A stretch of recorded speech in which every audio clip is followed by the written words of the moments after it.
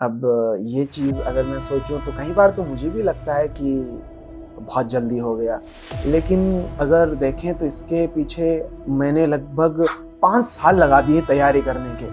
अब पहले साल में हमारे 5,000 लोग थे टोटल, 5,000 या 5,000 से कम ही थे, लेकिन एक ऐसा टाइम भी आया जिसमें 5,000 लोग महीने के भी हो रहे थे। अच्छा। दैट इज द थिंग कि आप मेहनत करते हो तो पहली जो सीढ़ी होती है वो हमेशा बड़ी होती है और दूसरी सीढ़ी, तीसरी सीढ़ी, ऐसे आगे की सीढ़ियाँ बहुत इजी होती है। अब इनकम जनरेट करके वो 11th या 12th क्लास में पढ़ता है, वो फैमिली को पैसा भी देता है। सोचो ये एज है जब फैमिली से लोग पैसा लेते हैं। हम पहले साल नहीं पहुंचे, हमें 1 से 1.5 साल इंडिया के मार्केट में हमने काम किया। और कहते हैं हम कई बार टारगेट बनाते हैं तो ऊपर वाले का टारगेट कुछ और होता है। ये सब क्विट करने का कभी सोचा है आपने? देखो ये बहुत डीप सवाल है और कहते हैं एंटरप्रेन्योर अकेले में बहुत दिन रोता है। वो दुनिया को नहीं दिखती, दुनिया को सिर्फ सक्सेस स्टोरी दिखती है। लेकिन मेरा ये क्लियर था, मुझे बाहर पढ़ना है और खुद को कुछ बेहतर बनाना है, क्योंकि इस दलदल से बाहर निकलने के लिए किसी को तो आगे आना पड़े। तो घर वाले उस टाइम फिर रुक गए, वरना उनको डर था कि ये मेहनत तो कर रहा है, अब इतनी मेहनत करने के बाद अगर इसका कुछ नहीं हुआ तो ये गलत साइड चल जाएगा, सुसाइड कर लेगा। हेलो एवरीवन, आप सभी का स्वागत है द फाइंडिंग मोर पॉडकास्ट के न्यू एपिसोड में।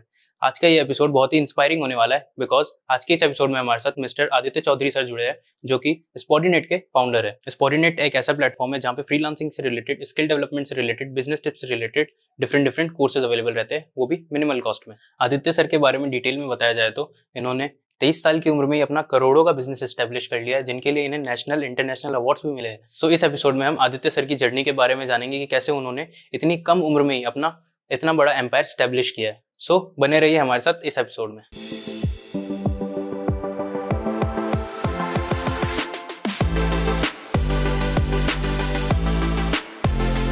द फाइंडिंग मोर के न्यू एपिसोड में आप सभी का स्वागत है दोस्तों। आज हमारे साथ आदित्य सर है, स्पॉटिनेट के फाउंडर। सो हेलो सर, कैसे हो आप? हाय सर, बहुत अच्छा हूँ मैं, आप कैसे हैं? सर बहुत अच्छा जी सर। रिसेंटली आपको एक अवार्ड मिला है जी। एंड सर आपको पहले भी बहुत नेशनल एंड इंटरनेशनल अवार्ड्स मिले हैं स्पॉटिनेट के लिए, फेमस सेलिब्रिटीज के through, like Sunil Shetty, Shilpa Shetty and Malaika Arora. तो सर आप स्पॉटिनेट में ऐसा क्या कर रहे हैं जिसके थ्रू आपको इतने सारे अवार्ड्स मिल रहे हैं, एंड आपको उसके लिए मोटिवेशन कहाँ से आया कि आपको स्पॉटिनेट जैसा फ्रीलांसिंग प्लेटफॉर्म या स्टार्ट करना है? एग्जैक्टली अवार्ड्स का ऐसा है कि हम मेहनत करते हैं तो रिकॉग्निशन तो मिलता ही है, और दूसरी चीज कि मिलना स्टार्ट कैसे में, तो स्ट्रगल टाइम बहुत बड़ा था। जब शुरुआत की तो सारे लोग गालियां देते थे कि भाई कुछ करता नहीं है, पता नहीं किन चीजों के पीछे पड़ा है। स्टार्टिंग का स्ट्रगल पीरियड बहुत ज्यादा था, फैमिली की ओर से, फ्रेंड से, रिलेटिव से, सबसे वो चीजें रही थी। और वो टाइम ऐसा नहीं कि 1-2 महीने में गुजर गया, उसके लिए मुझे 3 साल लगे। तो 3 साल बड़े स्ट्रगल के बाद में ये अवार्ड्स मिल रहे हैं और ये रिकॉग्निशन मिल रहे हैं। और न्यूज में भी जब हमारी पत्रिका घर पे पहुंची, रिलेटिव के घर पे पहुंची, तो लगा कि नहीं कुछ ढंग का कर रहा है। तो ये मेरे लिए बहुत अहम है। और कहीं ना कहीं एक जो ड्रीम था कि सारे फैमिली वाला साथ दें, सारे रिलेटिव साथ दें, तो कहीं ना कहीं हम बहुत सारी चीजें फोकस के साथ कर सकते हैं। क्योंकि दिमाग खराब करने वाले तो रिलेटिव्स ही होते हैं, पड़ोसी होते हैं, जो घर वालों के कान भरते हैं। तो ये अवार्ड हमने 5 करोड़ का टर्नओवर जनरेट किया, एक अच्छा यूजर बेस बनाया, सारा बूट स्टेप से। हमने किसी से फंडिंग नहीं ली, वीसी के चक्कर में हम पड़े नहीं है, सारी चीजें खुद से की, स्टार्टिंग से फैमिली से 1 रुपया भी नहीं लिया। तो इस वजह से बहुत सारे लोगों ने देखा कि हाँ अच्छा काम कर रहे हैं, बंदे की एज 23, इस एज में बढ़िया कर रहा है, तो इसको रिकॉग्निशन मिलना चाहिए। तो बहुत जगह नॉमिनेशन में गए और कुछ जगह हमें सफलता प्राप्त हुई, जहां आपने कहा शिल्पा शेट्टी, और रिसेंटली अभी लीडर्स ऑफ भारत का हमें अवार्ड मिला। तो हाँ, हमारे लिए वो एक मोटिवेशन का काम करता है। अच्छा, तो सर स्पॉटिनेट के थ्रू आप क्या प्रोवाइड करते हैं ऐसे यूजर्स को? ओके, स्पॉटनेट के बारे में मैं बताऊं तो स्पॉटनेट का आइडिया तकरीबन 3 से 4 साल पहले मेरे दिमाग में आया था कि ऐसी कोई चीज स्टार्ट करनी है जिससे बहुत सारे लोगों को कहीं ना कहीं ऐसी स्किल सीखना है जो सॉफ्ट स्किल से जल्दी से उनको सीख सके और जल्दी से वो इनकम स्टार्ट कर सके। क्योंकि आज के यूथ में पैसेंस उतना है नहीं कि किसी स्किल्स को सीखने के लिए वो 4 से 5 साल दे सके। डेफिनेटली कॉलेज में वो बहुत सारी चीजें सीख रहे हैं, तो इसीलिए हमने फ्रीलांसिंग जिन चीजों से की जा सकती है, जैसे वेबसाइट डिजाइन करना, ग्राफिक डिजाइन करना, video editing, digital marketing, Facebook ad, इस टाइप से बहुत सारी ऐसी स्किल्स होती है जो कहीं कॉलेजों में सिखाई नहीं जाती। तो हमने डिसाइड किया ये गैप है, इसको हम फुलफिल करते हैं। मार्केट में बहुत सारे एजुकेशन स्टार्टअप भी आ रहे थे, लेकिन वो फोकस एकेडमिक पे कर रहे थे, स्किल्स वाली पे ज्यादा नहीं कर रहे थे। तो हमने इसको स्टार्टअप किया और फिर शुरुआती वक्त थोड़ा डिफिकल्ट था क्योंकि पैसे सबसे ज्यादा जरूरी होते हैं और पैसे घर वालों से मांगेंगे, वो पूछे किस लिए चाहिए, पढ़ाई के लिए चाहिए, नहीं मुझे बिजनेस स्टार्ट करना है। तो भले बिजनेस के लिए पैसे नहीं है हमारे पास, अब फालतू खर्चा नहीं है, तो बिजनेस के लिए घर से पैसा नहीं मिला और ना मैंने एक भी रुपया लिया आज तक। सो देन बिजनेस स्टार्ट हुआ, धीरे धीरे ऑटोमेटिकली ग्रोथ हुई। मैंने जहां जहां से अर्न किए, प्रॉफिट किया, प्रॉफिट वापस इन्वेस्ट किया, प्रॉफिट किया वापस इन्वेस्ट किया, जिससे बड़ा टर्नओवर जनरेट हुआ, जिससे बड़ी कंपनी स्टार्ट हुई। That is the thing. तो जितनी भी स्किल्स हम प्रोवाइड करवा रहे हैं उनकी मैं आपको एक छोटी सी टेस्टिमोनियल बताना चाहूंगा। हमारे एक अजय सर हैं जिनसे आप अभी मिले भी हैं। ये जब आए थे स्टार्टिंग फेज में इनको कॉन्फिडेंस बहुत ज्यादा कम था। इस टाइप से जब वो लोगों से बात करते थे थोड़ा बहुत उनको झिझक रहता था। मेरे साथ ही एक इवेंट में थे, मैंने बोला आपको खड़े होके बोलना है, तो ये पूरी तरीके से वैसे डर गए थे। देन राइट नाउ धीरे धीरे इनकी स्किल्स डेवलप हुई, वेबिनार में बोल नहीं पाते थे, धीरे धीरे बहुत अच्छी स्किल डेवलप हुई। अभी इनकी पब्लिक स्पीकिंग बहुत पावरफुल हो चुकी है, फेसबुक एड ये बहुत अच्छे से सीख चुके हैं, तो बहुत सारी स्किल्स डेवलप हो गई और 10 लाख से ज्यादा ये अब तक अर्न कर चुके हैं बहुत शॉर्ट ऑफ पीरियड टाइम में, राइट। तो ऐसे बहुत सारे लोगों की टेस्टिमोनियल बनी है। तो दैट इज द थिंग जो हम प्रोवाइड कर रहे हैं। कई बार सोचते हैं कि हम सही रास्ते पे हैं, जिससे लोगों का भी फायदा हो रहा है और हमारा भी फायदा हो रहा है। ओके। तो सर आपने जो टर्म यूज किया फ्रीलांसिंग, तो फ्रीलांसिंग को आप इजी वर्ड्स में समझा सकते हैं कि फ्रीलांसिंग क्या है और क्यों अभी के यूथ्स के लिए ये इंपॉर्टेंट है? ओके, देखो फ्रीलांसिंग में अगर समझाऊं इजी टर्म्स में और आज के यूथ के लिए क्यों इंपॉर्टेंट है, तो सबसे पहले फ्रीलांसिंग को हम इस तरीके से समझ सकते हैं कि एक ऐसा काम जो आपको जॉब की तरह नहीं है, जहां पे आपको फिक्स आवर्स नहीं देने कि आपको सुबह 8 बजे से लेके शाम को 5 बजे तक जॉब करनी है। आपके ऊपर कोई बॉस नहीं होता, आपको एक प्रोजेक्ट मिलता है। इट्स मीन आपको मान लो फोटो एडिट करनी आती है, तो आपको फोटो एडिटिंग की जॉब नहीं मिल रही है। जॉब मिलती तो हमें कहीं ना कहीं एक टाइम पीरियड में हम बन जाते हैं, उसको स्टूडेंट नहीं करते, जो कॉलेज में स्कूल्स में वो तो कर ही नहीं सकते जॉब। तो फ्रीलांसिंग जॉब जैसा ही है, लेकिन जॉब नहीं है। इसमें आपको 2-3 घंटे देने होते हैं और 2-3 घंटे में आपको कोई भी स्किल्स आती है, कुछ भी काम आता है। बहुत सारे लोग पार्ट टाइम कॉलिंग भी करते हैं, ट्रांसलेटर का काम करते हैं, डाटा एंट्री का काम करते हैं, फेसबुक एड रन करने का काम करते हैं। तो 2-3 घंटे में आप काम करके अच्छी कमाई कर सकते हैं, यही फ्रीलांसिंग है। बेशर्ते आपके पास कोई ना कोई स्किल्स हो, उसका यूज करके आपका ये काम होता है। तो दैट इज द थिंग, जो फ्रीलांसिंग हर कोई कर सकता है, जो भी चाहे। मतलब अपनी कोई भी स्किल है आपके पास तो आप उसके बेस पे आप फ्रीलांसिंग स्टार्ट कर बिल्कुल सकते हैं। बिल्कुल, कुछ भी स्किल्स हैं उस स्किल्स को यूज किया जा सकता है। तो सर स्पॉटिनेट प्लेटफॉर्म पे जैसे डिफरेंट कोर्सेज अवेलेबल होते हैं जी, तो सर आपके स्पॉटिनेट प्लेटफॉर्म पे कौन सा ऐसा कोर्स है जो सबसे ज्यादा यूजर्स पसंद करते हैं उन्हें और ज्यादा बाय करते हैं, मतलब उस कोर्स को? ओके, देखो स्पॉटनेट में हमने कोर्सेज के पैकेजेस बना दिए हैं, सब्सक्रिप्शन बना दिए हैं, जिससे क्या रहता है यूजर के लिए इजी रहता है। वरना हम एक कोर्स भी मार्केट में डालेंगे तो कम से कम 2000, 4000, 5000 का होगा। तो हमने सब्सक्रिप्शन बेस्ड मॉडल लॉन्च किया, 3 सब्सक्रिप्शन बनाए हमने, एलाइट, सिल्वर, गोल्ड।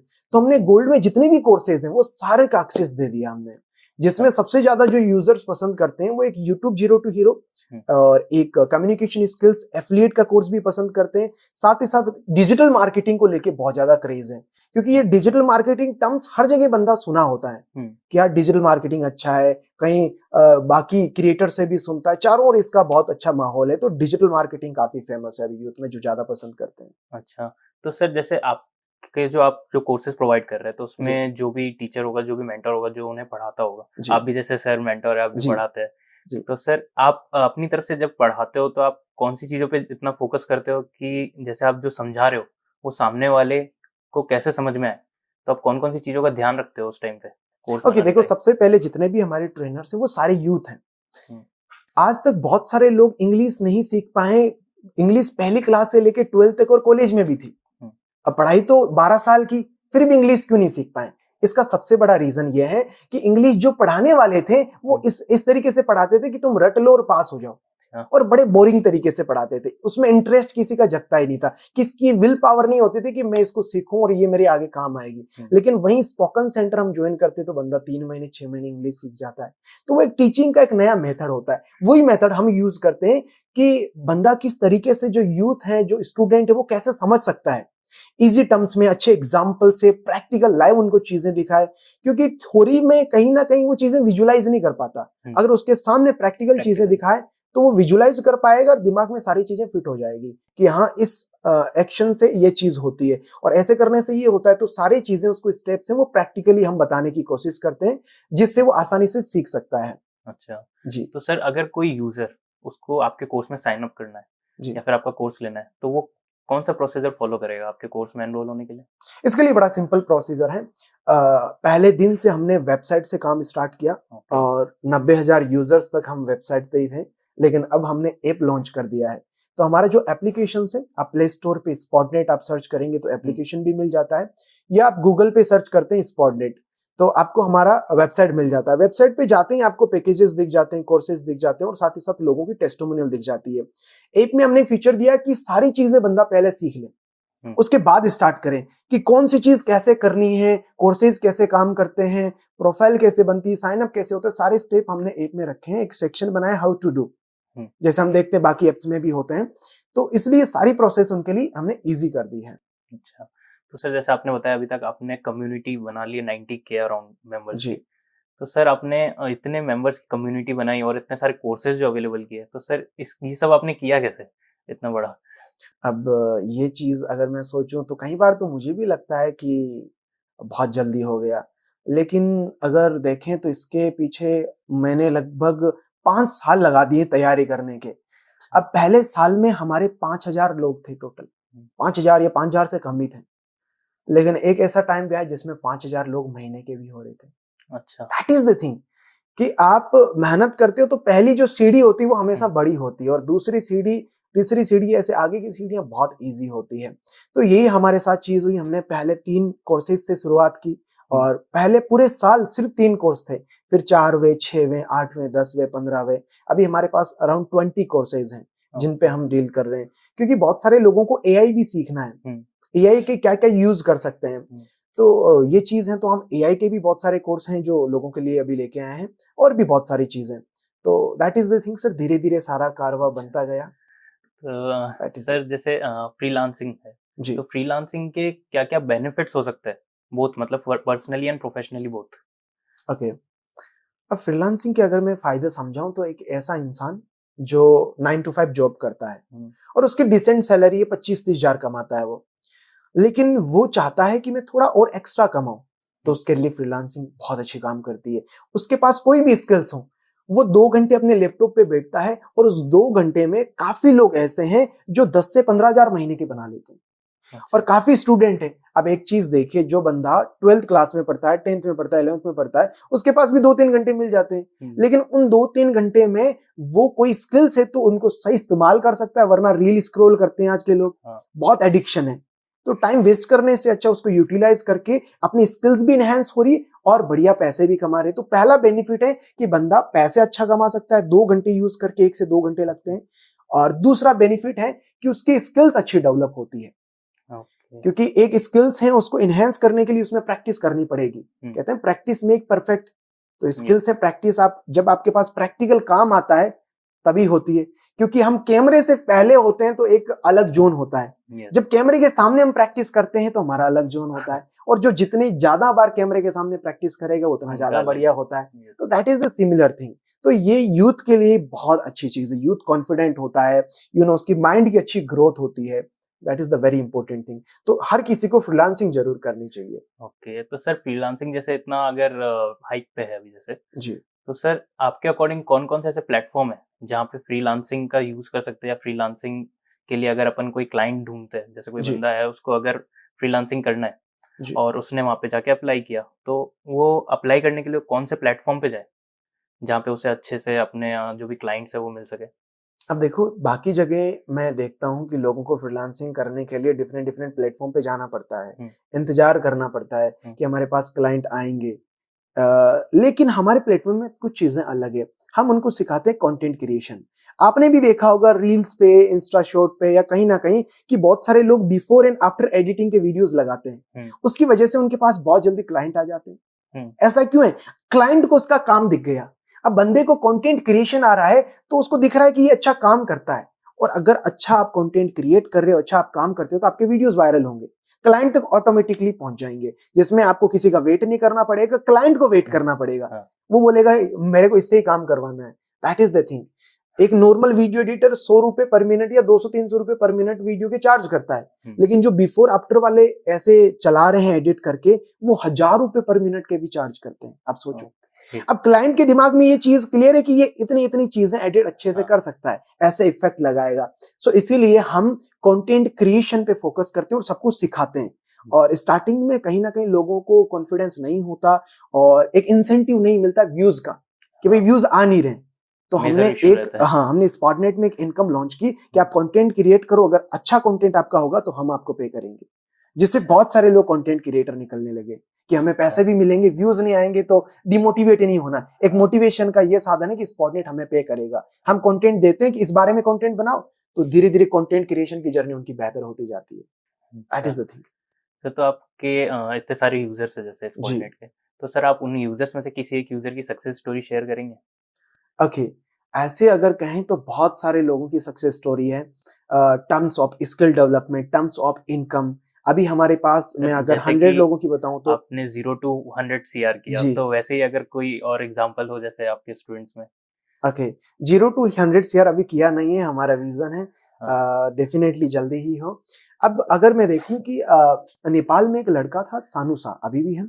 तो उस लड़के की क्या है कि उस बंदे को स्टार्टिंग फेज में बहुत ज्यादा खुद को लेके सेल्फ इमेज बहुत डाउन थी, उसकी कॉन्फिडेंस बहुत डाउन था, कभी वीडियो नहीं बना पाता था, फ्रंट कैमरा ही ऑन नहीं करता था। लेकिन धीरे धीरे वो एक अच्छा क्रिएटर बनने लगा, उसकी स्किल डेवलप होने लगी। अभी उसका आप वीडियो एडिटिंग देखोगे, मैं दिखाऊंगा इस पॉडकास्ट के बाद, बहुत शानदार वीडियो एडिट करता है। बहुत कॉन्फिडेंट हो गया, माइंड ओपन हो गया है और बहुत सारी स्किल्स भी उसने डेवलप करी है। तो उस स्किल्स का जो इम्पैक्ट है उसकी पर्सनैलिटी में दिखता है। वरना बंदा ना खुद को लेके कॉन्फिडेंट नहीं होता, उसको कॉन्फिडेंस बहुत अच्छा है खुद पे। और जो स्किल्स, बहुत सारी सॉफ्ट स्किल्स जिसके बारे में मैंने बताया, तो स्पॉटनेट से सीखी और उसकी लाइफ में बहुत अच्छा ट्रांसफॉर्मेशन आया। स्किल्स के साथ साथ अच्छी इनकम भी वो जनरेट करने लगा। तो दैट इज द थिंग जो सेटिस्फेक्शन देती है। अब इनकम जनरेट करके वो 11th या 12th क्लास में पढ़ता है, वो फैमिली को पैसा भी देता है। ओके, अब सोचो, ये एज है जब फैमिली से लोग पैसा लेते हैं। बिल्कुल। अब बंदे ने स्किल डेवलप की तो अब वो फैमिली को सपोर्ट कर पा रहा है। That is the thing. अच्छा, सर आपने नेपाल के बच्चे की स्टोरी बताई जी, ठीक है। तो सर आपका नेपाल के अलावा और कौन-कौन सी जगह पे अपने आपका बिजनेस ऐसे चलता है? सो जैसे हमने शुरुआत इंडिया से की, और इंडिया से मैं अगर बताऊं तो हमने 1 जनवरी 2022 को शुरुआत की थी। लगभग 2021 में दिसंबर-नवंबर में हम रेडी कर चुके थे पूरा प्लेटफॉर्म और कोर्सेज और सारी चीजें। फिर हम नेपाल से बहुत सारी क्वेरीज आई हमारे पास, तो हमने नेपाल में स्टार्टअप किया, क्योंकि बहुत बड़ी वॉल्यूम पे हमारे पास लोग आने लगे कि हमें भी चीजें सीखनी स्टार्ट करना है। तो नेपाल में हमने रजिस्टर किया गवर्नमेंट के साथ, बैंकिंग पार्टनर्स बनाए, वहाँ उतने पेमेंट गेटवेज वगैरह नहीं थे, इंडिया थोड़ी बैंकिंग आ गए, तो सारी चीजें हमने सेटअप की। फिर नेपाल के अलावा बांग्लादेश से और नाइजीरिया से भी हमारे पास क्वेरी आई। तो इस तरीके से 10 देशों के अंदर हमारी अभी प्रेजेंस है जहां हम बिजनेस कर रहे हैं। सर इन द सेंस मतलब आपने अपना टारगेट यूजर पहले नेपाल को टारगेट किया? नहीं, के लिए अगर पहले नेपाल को करते तो हम पहले साल ही पहुंच जाते। हम पहले साल नहीं पहुंचे, हमें 1 से 1.5 साल इंडिया के मार्केट में हमने काम किया। और कहते हैं हम कई बार टारगेट बनाते हैं तो ऊपर वाले का टारगेट कुछ और होता है। तो ये ऑटोमेटिकली एक रास्ता बना जिसकी वजह से हम नेपाल में बिजनेस बिल्ड कर पाए। वहाँ एक मार्केट गैप था जिससे उसको हम फिल कर पाए। That is the thing. हाँ, आज नेपाल के यूजर्स ज्यादा हैं एज कम्पेयर टू इंडिया। बाकी कंट्रीज से भी नेपाल के यूजर्स ज्यादा हैं, लेकिन हमने ऐसे कभी सोचा ही नहीं था कि नेपाल में हमारा बिजनेस होगा। अच्छा। हमारे लिए बहुत बड़ी बात है कि इंटरनेशनल बिजनेस कर रहे हैं। That is the thing. Sir तो जैसे कि आपने नेपाल में आपका बिजनेस जो चल रहा है, तो अगर कोई बंदा है जो अपना खुद का बिजनेस चला रहा है, तो वो कैसे डिसाइड करे कि उसका टारगेट यूजर किस कंट्री में ज्यादा है? ओके, तो सबसे पहले वो इस तरीके से समझ सकता है, क्योंकि अभी पेमेंट गेटवे बहुत एडवांस हो चुके हैं, तो वो किसी भी कंट्री पे काम कर सकता है। अच्छा। मेरे से बहुत सारे लोग पूछते रहे हैं कि सर मैं किस तरीके से काम करूं, 1 वाला ये फॉर्मेट है और 2 वाला ये फॉर्मेट है, कौन से फॉर्मेट से काम करूं? मैं बोलता हूँ दोनों ट्राई करो, तुम्हें जिससे रिजल्ट मिलते हैं उस पे फोकस करो, क्योंकि ये जरूरी नहीं है जिस चीज से एक इंसान को रिजल्ट मिल रहे हैं दूसरे को उसी चीज से रिजल्ट मिल जाए। दैट इज द नॉट कि मिलेंगे ही मिलेंगे। तो मैं सबको बोलता हूँ तुम एक्सपेरिमेंट करो। एक्सपेरिमेंट करेंगे तो हमें वो सोर्स मिल जाएगा कि यहाँ से रिजल्ट आ सकते हैं। अच्छा। तो एक्सपेरिमेंट से ही पता लग सकता है बाकी कोई रास्ता नहीं है। लेकिन हाँ, हालांकि अभी इंडिया, नेपाल, बांग्लादेश और नाइजीरिया में हम फोकसली काम कर रहे हैं, तो कोई भी यूजर यहाँ काम कर सकता है। ओके। जी। तो सर इस पूरे फेज में आपको कभी ऐसा लगा कि आपका काम बहुत धीरे चल रहा हो और आपको लगा कि नहीं ये सब मैं क्या कर रहा हूँ और ये सब क्विट करने का कभी सोचा है आपने? देखो, ये बहुत डीप सवाल है और कहते हैं एंटरप्रेन्योर अकेले में बहुत दिन रोता है। वो हाँ। दुनिया को नहीं दिखती, दुनिया को सिर्फ सक्सेस स्टोरी दिखती है। सो पहले साल बहुत ज़्यादा सेल्फ डाउट इस वजह से आता है क्योंकि हमारे पास रिजल्ट नहीं होता। हुँ। वो हर कोई एक्सेप्ट कर सकता है। लेकिन रिजल्ट होने के बाद भी बहुत बार ऐसी सिचुएशन पैदा होती है जिसमें आप पूरी तरीके से फँस जाते हो। जहाँ आप ये सोच भी नहीं पाते हो कि अब आगे क्या किया जाए। तो उस टाइम बहुत सेल्फ डाउट होता है और कुछ देर के लिए हम डिस्टर्ब होते हैं, लेकिन ये मैंने कभी नहीं सोचा कि अच्छा। मैं इसको स्टॉप कर दूं, इसको रोक दूं, क्योंकि मैं जीरो से नहीं माइनस से आया हूं। तो ओके। मैं प्लस में तो ऑलरेडी हूं और डाउन से डाउन जाऊंगा तो जीरो तक ही जाऊंगा, क्योंकि एक्सपीरियंस एक चीज हो चुकी है। तो अब वो चीज नहीं सोचता मैं, क्योंकि मैं जिस फैमिली से बिलोंग करता हूँ वो लोअर मिडिल क्लास है। ओके। मेरे मम्मी पापा सारे खेती करते हैं और मैंने पैसों की भी बहुत तंगी देखी है। तो ऐसे नहीं कि भाई आज मेरे या इस महीने मैंने 4 लाख 5 लाख रुपए नहीं कमाए तो मैं डिस्टर्ब हो जाऊं, क्योंकि मैंने तो 50-100 रुपए की लड़ाई भी देखी है। अच्छा। तो हम उससे तो बहुत आगे आ चुके, तो मेरे को वो कोई चीज डिस्टर्ब नहीं करती। मैं देखता हूँ मेरी अचीवमेंट्स, देखता हूँ क्या हाँ। चीजें हमने हासिल की, खुद के साथ में डेली आधा 1 घंटा जरूर बिताता हूँ। तो खुद को खुद ही हील कर लेता हूँ, डाउन होता हूँ तो खुद ही हील कर लेता हूँ मैं। अच्छा, तो सर जैसे आपने बोला आपने ज़ीरो से नहीं माइनस से स्टार्ट किया, जी। तो सर इसे थोड़ा एलैबोरेट करिएगा। देखो, इस तरीके से है, क्योंकि जब शुरुआती मेरी पढ़ाई थी वो सरकारी स्कूल में थी, फिर हमारे घर वालों ने प्राइवेट स्कूल में डाला, वो भी गांव के आसपास में। देन 10th तक की एजुकेशन मेरी गांव में ही हो गई। गांव इन द सेंस एक ढाणी, राजस्थान में ढाणी बोलते हैं, जहाँ 30-40 घर हैं, जहाँ सिर्फ दिन में एक बस चलती है, लिमिटेड टाइम पे आपके इलेक्ट्रिसिटी आती है, और साथ ही साथ टीवी देखने भी किसी के घर जाना पड़ता है। ऐसी स्थिति थी, पानी भी लिमिटेड टाइम का ही आता है। तो राजस्थान का ये थोड़ा सा लफड़ा था, तो दैट इज द थिंग। अब क्या हुआ, मेरे को बाहर जाना था, कुछ बनना था, तो मैंने घर वालों को बोला कि पापा को बोला मेरे को बाहर पढ़ना है। बाकी के लोग बोल रहे हैं कि हमें यहीं रहना है घर वालों के साथ, लेकिन मेरा ये क्लियर था मुझे बाहर पढ़ना है और खुद को कुछ बेहतर बनाना है, क्योंकि इस दलदल से बाहर निकलने के लिए किसी को तो आगे आना पड़ेगा। उन्होंने अपनी लाइफ है जो जी ली, उनको जो करना था वो कर लिया, फैमिली वालों को। अब मैं अपने आप को ये रेस्पॉन्सिबिलिटी समझ रहा था, अगली जनरेशन को मुझे बेहतर करना है। तो मैं सबसे पहले कुचामन सिटी गया और मैं लाइफ में पहली बार गया था। अच्छा। उससे पहले मैं कभी नहीं गया था। और वहीं उस टाइम में शायद 15-16 साल का था। पापा ने हॉस्टल में डाल दिया वहीं। देन स्टार्टिंग का फेज मेरा बहुत डिफिकल्ट था। मैं बहुत इंट्रोवर्ट था। मैं अपने हॉस्टल का पहला दिन बताऊं तो मेरे कुछ हॉस्टल में रूममेट थे, मेरे को बुखार था, तो पहले दिन उनको नींद नहीं आ रही थी, मैं 9 बजे सो गया था खाना खा के। अच्छा। अब वो क्या कर रहे हैं, लाइट ऑन करके मेरे झापट मार के और सो जा रहे हैं। अच्छा। अब सोचो किस लेवल का इंट्रोवर्ट, और लोग हाँ। मजे ले रहे हैं बहुत बढ़िया से, क्योंकि मैं गांव से आया तो बहुत ज्यादा कुछ ध्यान नहीं था मेरे को। देन वो आज भी कुछ लोग तो उनमें से जान पहचान में और दोस्त हैं। तो स्टार्टिंग में लोगों ने बहुत सताया था, बुली किया था मेरे को, और मैं बहुत डिस्टर्ब रहता था, अंदर ही अंदर घुटता था। लेकिन धीरे धीरे चीजें मैं सीखने लगा, धीरे धीरे मैं चीजें समझने लगा कि कौन सी चीज कैसे काम करती है। पढ़ाई में मैं बहुत जीरो था, मैंने जैसे बताया 10th में मेरे 56 नंबर थे, लेकिन 11th में मैंने और इम्प्रूव किया, 12th में मैंने और इम्प्रूव किया। तो बायो में मेरे 97 नंबर भी हैं और ऑल ओवर 75 to 80% मेरे बने। That is the thing. So starting में क्या बुली किया, ये चीज मुझे बहुत अंदर तक बहुत ज्यादा डिस्टर्ब करी थी, और फैमिली में भी किसी को बता नहीं सकते कि भाई क्या कर सकते हैं, अब कोई ऑप्शन नहीं है। तो वो चीज तो बुली बहुत हुआ मैं स्टार्टिंग में। और इंट्रोवर्ट था तो किसी को बता भी नहीं सकता कि क्या सोचेंगे क्या कहेंगे ये वो, तो दैट इज द थिंग। तो सर आपने कॉलेज कहाँ से किया? कॉलेज मेरे के लिए यह है कि कॉलेज के लिए मैंने 12th करते ही मैंने सोचा मैं HM करता हूँ, होटल मैनेजमेंट। होटल मैनेजमेंट के लिए मैं उदयपुर गया, क्योंकि मेरे को बाहर की दुनिया देखनी थी। हमारे सिटी में भी था, लेकिन मैंने बोला यहाँ एडमिशन नहीं कराना, मेरे को उदयपुर जाना है, अच्छी सिटी है। तो उदयपुर एडमिशन लिया, मेरा एक दोस्त भी आया, तो उदयपुर से मैंने डिप्लोमा किया होटल मैनेजमेंट का। और कॉलेज की तो वहाँ काफी चीजें मैंने एक्सप्लोर की, समझा सिटी में लोग कैसे रहते हैं, क्या करते हैं, कैसे बातचीत होती, थोड़ी चीजें और हमारे बोलते हैं होशियार हुआ था। स्मार्ट हुआ था, तो उसके लिए मैंने यूज किया, लेकिन कॉलेज मैंने नहीं किया। I am just 12th pass out. Okay, मतलब इन द सेंस आपका टर्निंग पॉइंट क्या था कॉलेज में? कॉलेज में एक ऐसा फेज था जो मुझे एक सेल्फ इमेज और कहते हैं कि एक जो जमीर होता है हाँ। उस पे अटैक करने वाली चीज ऐसे हुई कि जो मैनेजर था होटल का वो बहुत ही गालियों के साथ मदर सिस्टर वाली गालियां दे रहा था लोगों को। अब मैं उनको दे रहा था, देख रहा था कि भाई ये इनको दे रहे हैं तो हमें भी पढ़ने वाली है, हाँ। जॉब करेंगे तो, कि तुमने ये गलती कर दी वो गलती कर दी। लेकिन मैं सोच रहा था भाई मैं इस सिचुएशन में नहीं रह सकता, मैं थोड़ा इन चीजों को लेके सेंसिटिव हूँ। तो मैं सोचा ये प्रोफेशन हम आगे कंटिन्यू नहीं करते। हो सकता है हर होटल में या हर इंडस्ट्री में ऐसा ना हो, हर एक इंसान ऐसा ना हो, हाँ। लेकिन जो मेरा एक्सपीरियंस हुआ उसके बाद मेरी इच्छा ही नहीं हुई कि मुझे इसमें आगे कुछ करना है। मेरे साथ मेरे दोस्तों ने भी छोड़ दिया।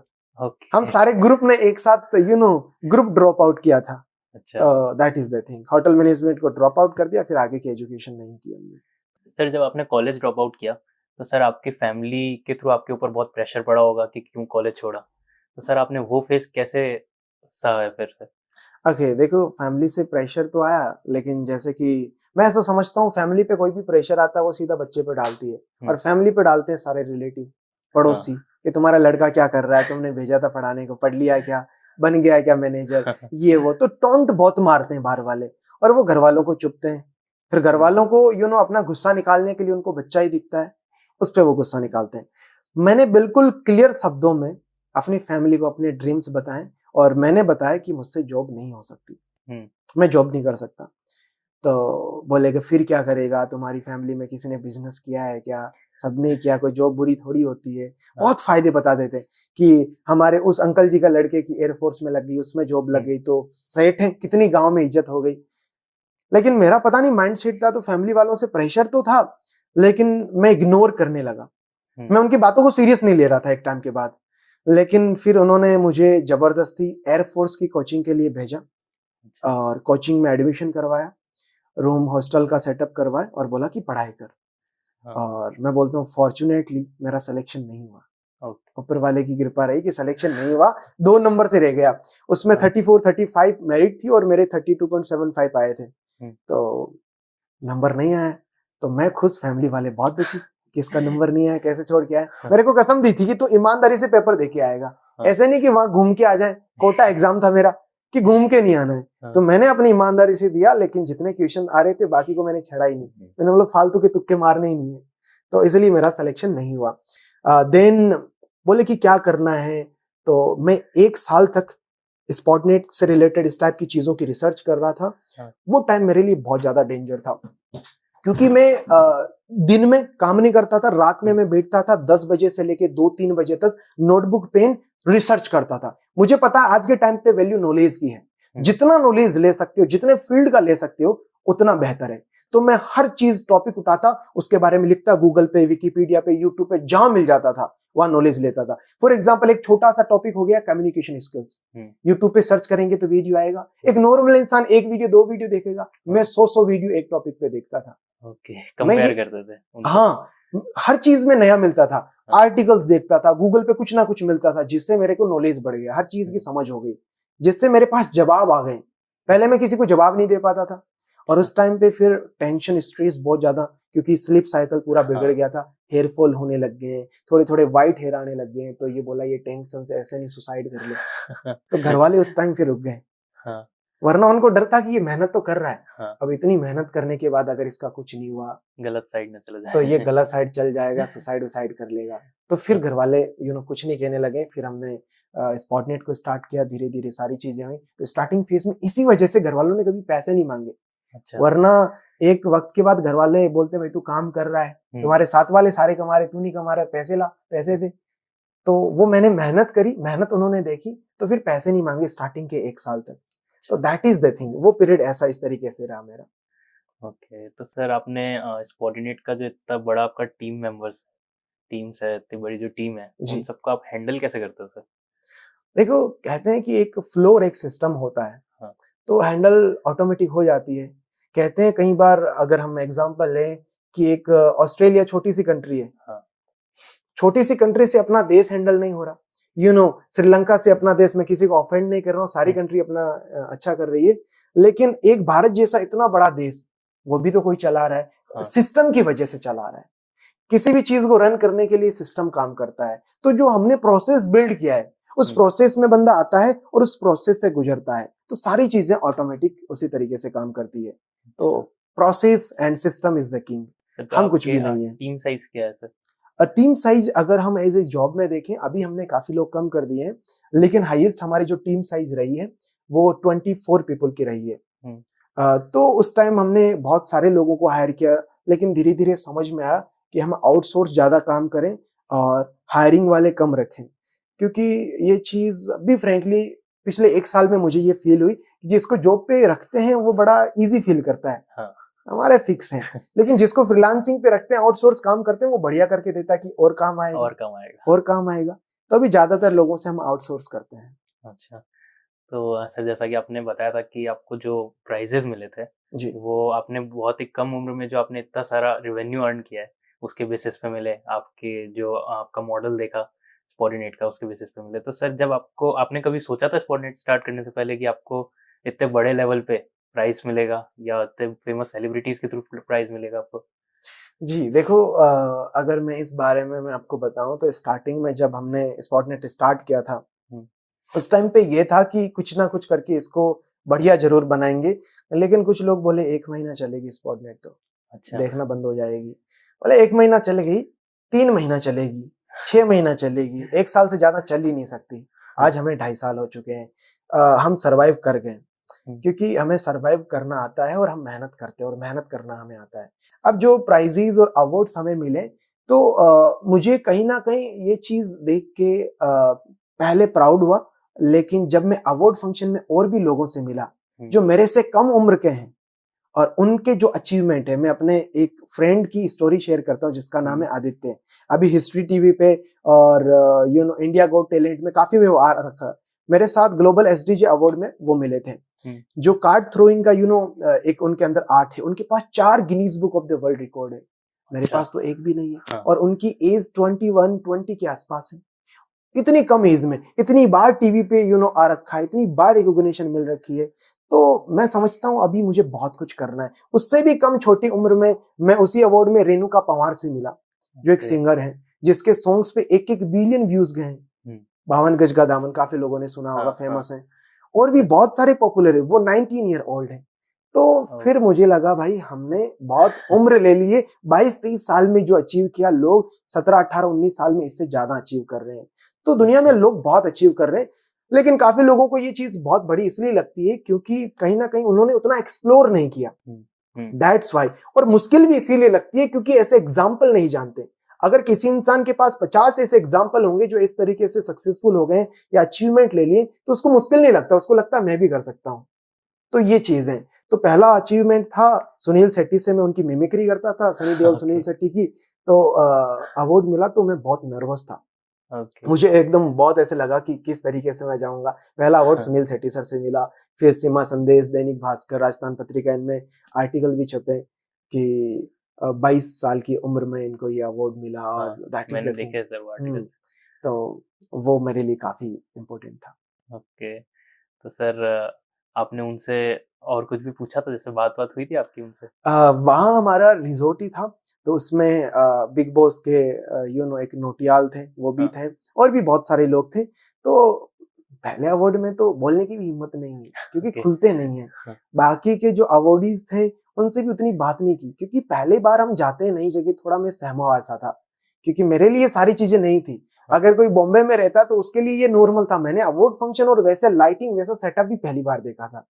तो दैट्स वाई मैं उस टाइम शांत था, सिर्फ देख रहा था, ऑब्जर्वेशन कर रहा था। सेकंड अवार्ड में मैंने लोगों से नेटवर्किंग की, उनसे बातचीत की। बहुत सारे कॉन्टेक्ट्स हैं, अच्छे अच्छे लोग जो बॉलीवुड से भी हैं, फिल्म इंडस्ट्री से हैं, जो अलग अलग अपनी इंडस्ट्री में काम करें। नंबरोलॉजी आजकल चल रही है, ज्योतिषी का भी डिजिटल बहुत चल रहा है। तो अलग अलग फील्ड से फिर लोग कनेक्ट होने लगे। एक नेटवर्किंग वहां स्टार्ट हुई। ओके, तो sir as you stated on LinkedIn कि आप शार्क टैंक के लिए भी सेलेक्ट हुए थे जी, तो सर उसमें आपका क्या रोल था? सर अगर मैं आपको कहूँ कि मेहनत मैंने पूरी की थी, और सेलेक्ट अगर हो जाता तो मेरा एपिसोड जरूर आता। फाइनल स्टेज पे सेलेक्ट नहीं हुआ था। मैंने अप्लाई किया और आपने देखे होंगे बहुत सारे एड्स वगैरह रन करते हैं शार्क टैंक, इंडिया, यूएस, हर जगह बहुत पॉपुलर है। यूएस के अंदर तो 10-11 साल से चल रहा है। सो हमने अप्लाई किया। अप्लाई करने के बाद हमारे पास मेल आया, कॉल आया अगले स्टेज के लिए कि हमने आपकी सारी चीजें देखी है, ये चीजें ठीक है। देन फिर मैं गया दिल्ली, फिर हमारा मीटअप हुआ। मैं बिल्कुल रेडी होके गया। मैं सोचा आज ही शूट होगा, लेकिन उस दिन शूट था नहीं। सारी चीजें समझी हमने कि इस तरीके से होता है। एक डेमो के तरह लेते हैं कि अपने बिजनेस को आपको प्रेजेंट करना है, वैल्यूएशन वगैरह सारी चीजें उन्होंने बेसिक चीजें बताए मुझे। देन सारी चीजें हमने डन की और हमारे जैसे बहुत सारे लोग आए थे, क्योंकि पहले स्टेप ही पार करना बहुत मुश्किल बात होती है। हजारों लोग, मैं क्यों, लाख लोग भी सबमिट करते होंगे, उनमें से कुछ चुनिंदा लोगों को फिजिकली बुलाते हैं। वहां हमारा नंबर आया था और उनमें से फिर 100-150 लोगों को सेलेक्ट करते हैं। मान लो 1 लाख में से 2-3 हजार को बुलाया, उनमें से फिर 100-150 लोगों का ही सिलेक्शन होता है जिनका एपिसोड शूट होता है। और जिनका शूट होता है उनमें से बहुत सारे लोगों की टेलीकास्ट भी नहीं करते हैं। क्योंकि उनमें से जिसमें मसाला ज्यादा होता है उनका टेलीकास्ट ऐसा करते हैं। तो हम दूसरे स्टेप तक थे, शूट के लिए हमारे को कॉल नहीं आया, लेकिन हम फिर से ट्राई करेंगे। मेरा ड्रीम है शार्क टैंक में जाना, देन डेफिनेटली एक दिन जरूर जाएंगे और अपने बिजनेस को, अपने आप को जरूर प्रेजेंट करेंगे। ओके, तो सर शार्क टैंक में एनरोल करने का प्रोसीजर क्या रहता है? सिंपल प्रोसेस, एक गूगल फॉर्म की तरह फॉर्म होता है। फॉर्म में अपनी डिटेल भरो और डिटेल भरने के बाद थोड़ा वेट करो। अगर आपका बिजनेस ऑथेंटिक और उनको लगता है कि ऐसे बिजनेस को चांस देना चाहिए, तो आपके पास कॉल आएगा और आपको मिलने जाना पड़ेगा। जो भी वो लोकेशन देंगे, लोकेशन में थोड़ी बहुत बातचीत होगी, थोड़ा टेस्टिंग होगी, तैयारी कराएंगे, उसके बाद फाइनल शूट ही होता है। तो सर आपने स्पॉटिनेट के लिए कोई आपका पार्टनरशिप या कोलैबोरेशन है? देखें कि हमने सबसे पहले स्पॉटिनेट को एज ए प्रोपराइटर स्टार्ट किया था, जिसमें बहुत सारी चीजें नहीं होती, जिसमें ITR और बहुत सारे लीगल झमेले नहीं होते। तो मैंने सिंगल पार्टनर के साथ प्रोपराइटरशिप में स्टार्ट किया। लेकिन फिर मुझे नेपाल बिजनेस पहुंचाना था, तो पार्टनरशिप चाहिए थी। लेकिन यहाँ इस बिजनेस में उतनी नीड नहीं होती, क्योंकि ज्यादातर चीजें टीम वर्क से हो जाती है। सो मैंने किसी भी एक फैमिली मेंबर को 1% इक्विटी दी, क्योंकि रजिस्ट्रेशन के लिए चाहिए, उसको बाकी चीजों से कोई मतलब नहीं था। रजिस्ट्रेशन के लिए हमने किसी पर्सन का नाम रखा है, दैट इज द थिंग।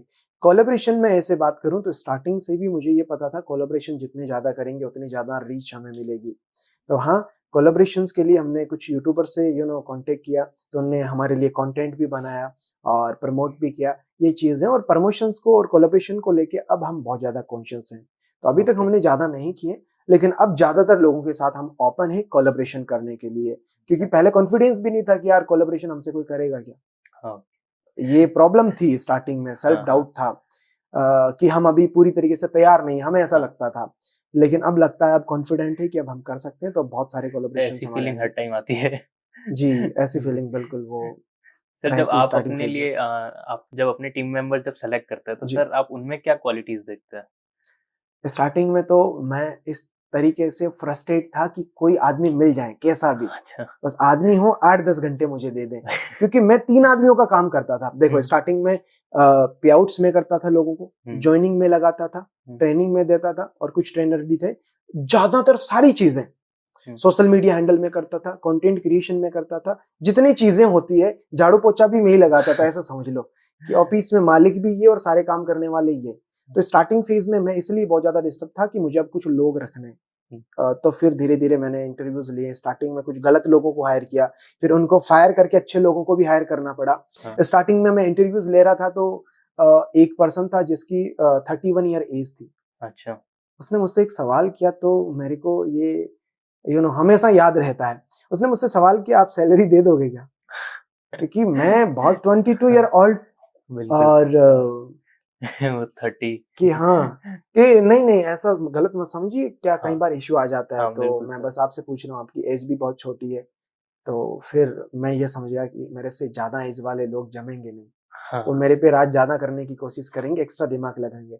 तो मैंने स्टार्टिंग फेज से फिर यूथ को ज्यादातर कुछ लोगों को इंटर्नशिप में, इसके लोगों को इंटर्नशिप में रखा और कुछ लोगों को डायरेक्ट जॉब पे लगाया। तो ये चीज प्रोसेस स्टार्ट की। इंटरव्यू में मेरे को लेना नहीं आता था, फिर कुछ यूट्यूब पे देखे इंटरव्यू कैसे लेते हैं, क्या चीजें, उसकी क्वालिटी कैसे पता करते हैं। तो लोग सबको अपने आप का बेस्ट वर्जन दिखाते थे, जैसे शादी के लिए दुल्हन को लेके आते हैं ना, ये सारे तैयार पकवान करा इसी ने बनाए हैं, बिल्कुल सावित्री है, ये चीज है। तो एक्चुअल में वैसा नहीं निकलता बंदा। तो मैं स्टार्टिंग में 3 दिन के लिए उसको बोलता था तुम काम करो, उसके बाद तुम्हें सेलेक्ट करेंगे, सैलरी की बात में करेंगे। तो ये प्रोसेस मैंने अप्लाई, जिसकी वजह से फिर क्वालिटी लोग आने लगे। जो क्वालिटी लोग नहीं थे उनको फिर हम बोल देते थे आप फ्री हैं।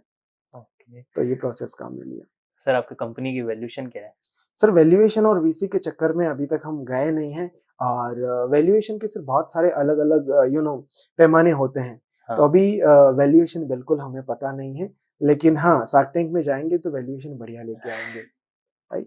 क्योंकि वैल्यूएशन बहुत सारी चीजें देखते हैं। मैं कुछ वीसी से मिला था स्टार्टिंग फेज में, जब उनको मेरे साथ कोलैबोरेशंस करना था। कुछ लोग बोले कि हम इन्वेस्ट कर देते हैं, तुम इतनी मेहनत कर रहे हो। तो मेहनत को देख के, क्योंकि वैल्यूएशन में कंपनी की वैल्यूएशन लगती है, लेकिन कंपनी से ज्यादा फाउंडर की भी लगती है, उसके बैकग्राउंड को भी देखा जाता है, बहुत सारी चीजें देखी जाती है। तो वैल्यूएशन जिनको अच्छी मिलती है उनको देखते हैं कौन सी जगह से IIM कर रखा है, या बहुत सारे लोग बड़ी यूनिवर्सिटी से पढ़ के आए तो उनकी कंपनी प्रॉफिटेबल कम है, तुम ज्यादा वैल्यूएशन ले जाओ। तो ये चीजें भी बहुत ज्यादा मैटर करती है।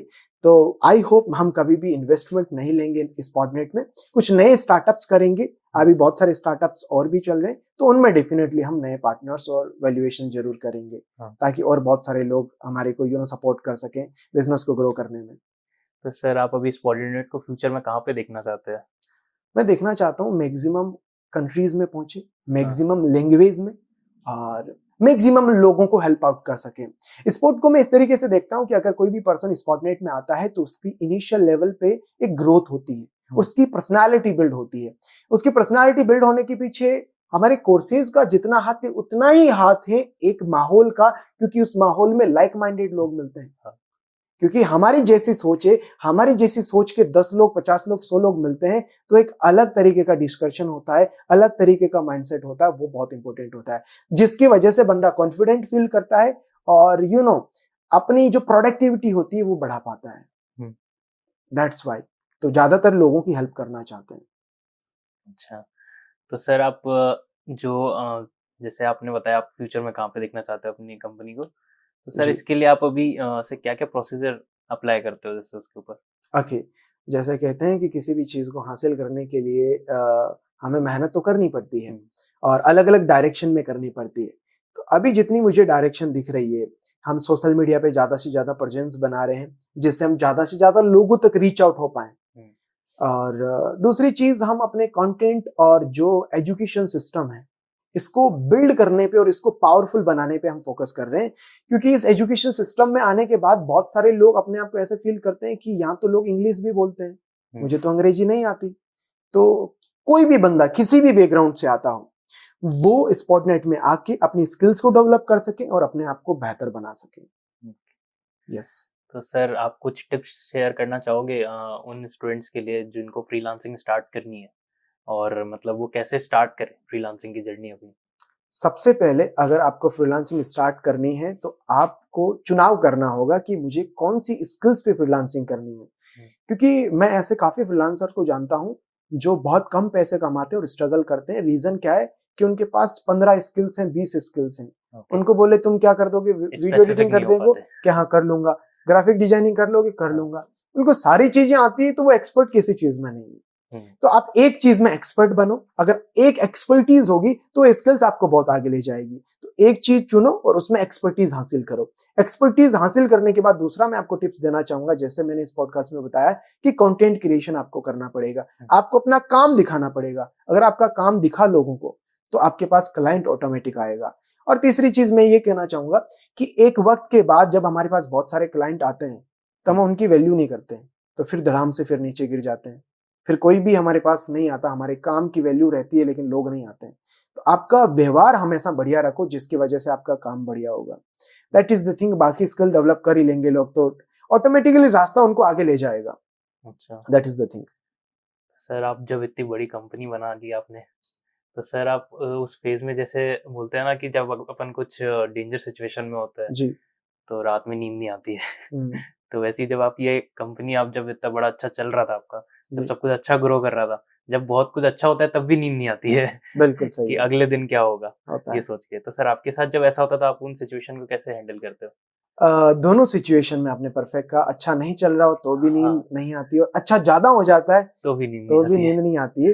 तो मेरे साथ देखो ये चीजें बहुत बार हुई है। मैं अपने रूम का थोड़ा बताता हूँ। पूरे रूम को एक्यूस्टिक कर रखा है, मैंने अपने लिए एक बहुत बड़ा रूम बनाया, लेकिन उस रूम में नहीं रहता क्योंकि वो एक्यूस्टिक नहीं है और उसमें उतनी फैसिलिटीज अभी इंस्टॉल नहीं हुई है। तो मेरे रूम में एक व्हाइट बोर्ड लगा रहता है, 2 टेबल लगी रहती है, काउंटर लगा रहता है, 3-4 लैपटॉप पड़े हैं। तो मैं क्या करता हूँ, नींद नहीं आती तो आइडिया सोचता हूँ।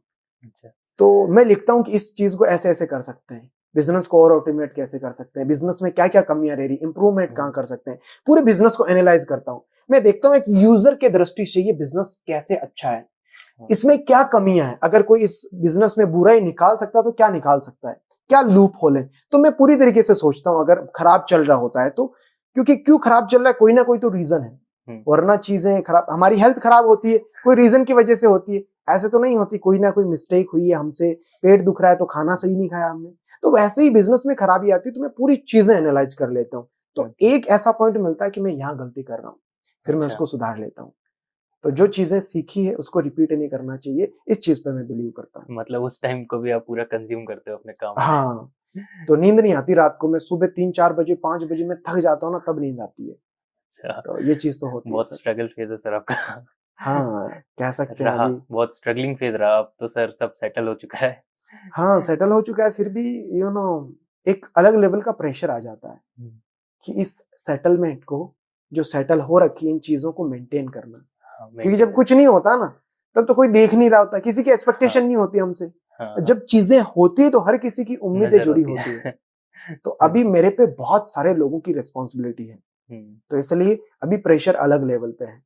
अब उन सारे लोगों को हमें हेल्प करना, आगे बढ़ाना, उनको सक्षम बनाना, ये एक रिस्पॉन्सिबिलिटी है। सर आप फाइनली क्या एडवाइस देना चाहोगे यंग यूथ्स को आपकी तरफ से? यूथ को यही एडवाइस देना चाहूंगा कि आज का यूथ रील पे लगा हुआ है, कंज्यूम करने। आज का ज्यादातर यूथ कंज्यूमर बन के रह गया है, क्रिएटर नहीं है। आने वाले टाइम में वही लोग कहीं ना कहीं इस सोसाइटी को, इस समाज को रूल कर रहे होंगे। इस सोसाइटी में ज्यादातर फैसिलिटीज उन्हीं लोगों के पास होगी, बेहतर लोग वही होंगे जो क्रिएटर होंगे। कंज्यूमर कभी भी क्रिएटर से बेहतर नहीं हो सकता, ना किसी भी चीज में, किसी भी एस्पेक्ट में। तो आप कुछ भी क्रिएट करो, सिर्फ रील्स का, मूवीज का, या कहां पे कौन सी कंट्रोवर्सी चल रही है, कहां पे क्या चल रहा है, उसका कंज्यूमर बन के मत रहो। क्रिएटर बनो, कुछ भी क्रिएट करो। चाहे आपको वीडियो क्रिएट करना आता है, एनीथिंग एल्स, आप में कोई भी स्किल्स है, आप क्रिएट करो उसको। That is the thing, this is the final advice. और सोचो कम और करो ज्यादा। आप करोगे तो एक्सपीरियंस होगा, गलती होगी तो दुनिया सुधारने के लिए आ जाएगी। हमने बहुत गलतियां की है, और जो बंदा अभी स्टार्ट करेगा उसकी भी गलतियां होगी, तो गलतियां करेक्ट करने आ जाते, देख तुम्हारी ये गलत है, तुम ये ठीक नहीं कर रहे हो, तुम शुरू कर दोगे तो ठीक करना बहुत सारे लोग आ जाएंगे। हाँ, तो लोग सही करवा देते हैं, करेक्ट करवा देते हैं। That is the thing. Sir हमारा कुछ ऑडियंस क्वेश्चन भी था, एंड देन उसमें सबसे पहला क्वेश्चन ये है कि सर जब हमारे पास डिफरेंट सिचुएशंस आती है, डिफिकल्ट सिचुएशंस आती है, तो सब हम उन सिचुएशन से पॉजिटिव माइंडसेट के साथ कैसे बाहर निकल सकते हैं, या उनको कैसे फेस कर सकते हैं पॉजिटिव माइंडसेट के साथ? ओके, देखो सिचुएशन कहीं ना कहीं अनएक्सपेक्टेड होती है लाइफ में, कब क्या हो जाए बहुत सरप्राइजेस होते हैं। तो पहली चीज आप अपने माइंडसेट में ये चीज तैयार रखो कि हमेशा अच्छा नहीं होगा, हमेशा सुबह नहीं होगी, शाम भी होगी। हर चीज अच्छी और बुरी साथ में पैरेलल चलती रहती है। तो आप एक्सपेक्टेशन ज्यादा मत रखो खुद से और औरों से। हम ज्यादातर दुखी होते हैं, हताश होते हैं, या डिमोटिवेटेड फील करते हैं तो 2 चीजों की वजह से। पहली चीज, हमारी एक्सपेक्टेशन खुद की या दूसरों प्रति होती है और वो पूरी नहीं होती है, जिस वजह से हम बहुत ज्यादा दुखी हो जाते हैं। और दूसरी चीजें जो हम करना चाहते हैं, हम स्ट्रगल कर रहे हैं और वो हो नहीं रहा है, कहीं ना कहीं इससे भी उम्मीद जुड़ी है। तो आप लगे रहोगे तो एक ना एक दिन वो जरूर होगा। उसकी कमियां फाइंड करो कि क्या गलती मैं कर रहा हूं। तो एक ही चीज है मोटिवेट रहने का, एक्सपेक्टेशन जीरो रखो, मेहनत ज्यादा करो, और दूसरी चीज लगातार काम करते रहो। जो बंदा काम करता है वो डिमोटिवेट नहीं रह सकता, वो ज्यादा टाइम तक डाउन नहीं रह सकता, वो अब जरूर आ जाएगा। तो काम करो, काम करोगे, काम सारी चीजों का रिजल्ट लेके आता है, सारी चीजों का समाधान है। Focus on your work. बाकी चीजें माइंड में क्या चल रही है उनको साइड करो कि मेरा काम है, ऊपर वाले ने मुझे ये काम दिया है, काम सौंपा है और मुझे ये काम करना है।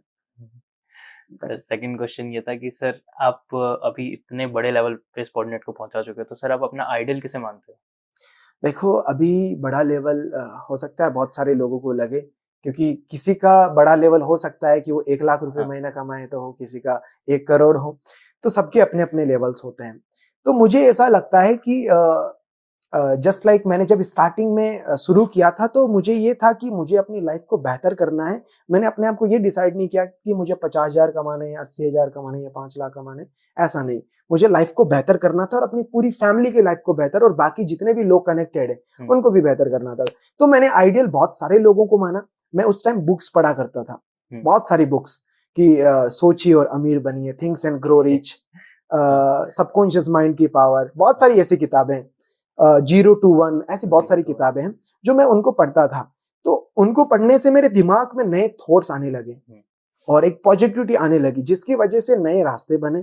तो ऐसे मैंने किसी भी पर्सन को ऐसे आइडियलाइज नहीं किया है, बट हार्डवर्क को लेके मैं अपने पेरेंट्स को आइडियल मानता हूँ, क्योंकि वो बहुत मेहनत करते हैं। मेरे पापा का मैं बताऊं तो वो खेती करते हैं, तो खेती में इस लेवल का हार्डवर्क रहता है।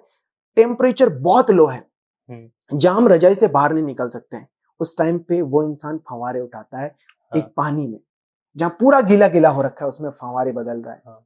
इस लेवल का स्ट्रगल देखा है।